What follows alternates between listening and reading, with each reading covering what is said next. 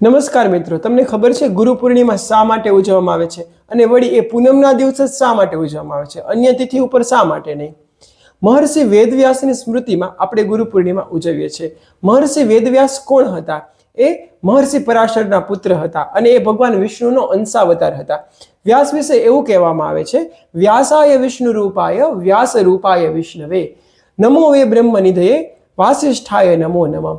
અર્થાત જે મહર્ષિ વ્યાસ હતા એ શું હતા? વિષ્ણુના સ્વરૂપ હતા. એ સ્વયં વિષ્ણુ જેવું જ જ્ઞાન ધરાવતા હતા અને એ બ્રહ્મનિધિ હતા કે જેની અંદર બ્રહ્મનો અખાધ સમુદ્ર હતો. એટલા માટે જે વ્યાસ ઋષિ છે એને જે બ્રહ્મ જ્ઞાન છે, અઘરામાં અઘરું જ્ઞાન છે, એને ફિલ્ટર કરી અને કથાઓ રૂપે વણી અને પુરાણ અને મહાભારતની રચના કરેલી છે. જો મહર્ષિ વેદવ્યાસ ન હોત તો સનાતન ધર્મની રચના જ ન થાત અને આપણને સનાતન ધર્મ જ ન મળત. એટલા માટે સનાતનની સ્મૃતિમાં વેદવ્યાસને યાદ કરવા માટે આપણે ગુરુ પૂર્ણિમા ઉજવીએ છીએ. અને પૂનમના દિવસે જ શા માટે?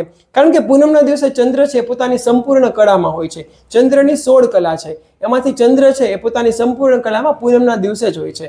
અને ગુરુ આપણને સંપૂર્ણ જ્ઞાન આપે છે, જ્ઞાન આપી અને આપણે સંપૂર્ણ બનાવે છે. એટલા માટે ગુરુ પૂર્ણિમા છે એ પૂનમના દિવસે જ ઉજવવામાં આવે છે.